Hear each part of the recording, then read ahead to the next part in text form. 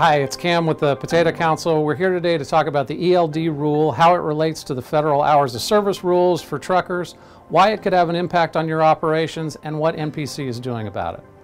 Electronic logging devices, or ELDs, are a congressional mandate that demands that electronic devices be used in trucks instead of paper logs.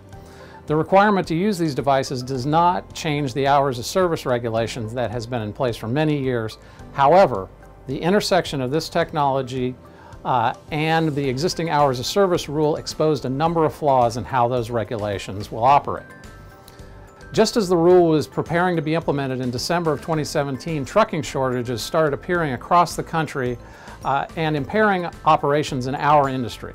NPC immediately took action to petition the White House and the Department of Transportation to delay the implementation of this rule until they could get their arms around the problem and resolve some of the outstanding issues in the ELD rule and the hours of service regulations.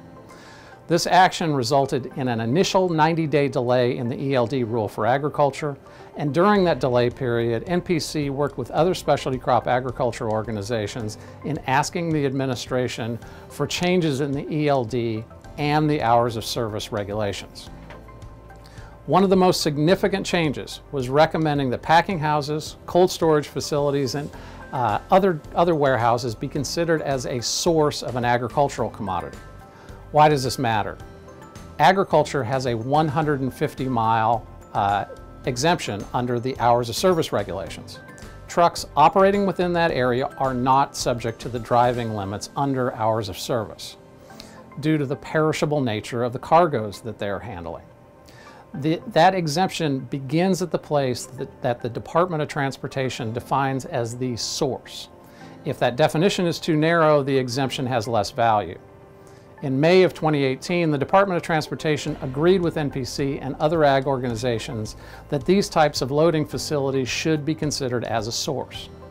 Additionally, the Department of Transportation agreed that unladen trucks traveling to one of these facilities are also subject to the 150 air mile exemption.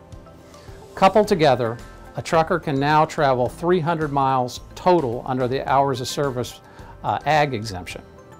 NPC is continuing to work with Congress and regulators to standardize the technology utilized in ELDs and also to establish more flexibility to truckers who are confronted with congestion in port facilities or distribution warehouses where they're not driving over the road. There continue to be congressional efforts to add flexibility for ag operations, and these include discussion of providing a similar 150-mile ag exemption from the point of unloading, such as at a commercial seaport or a distribution warehouse. We're working with congressional offices and pushing those ideas to become a reality this year.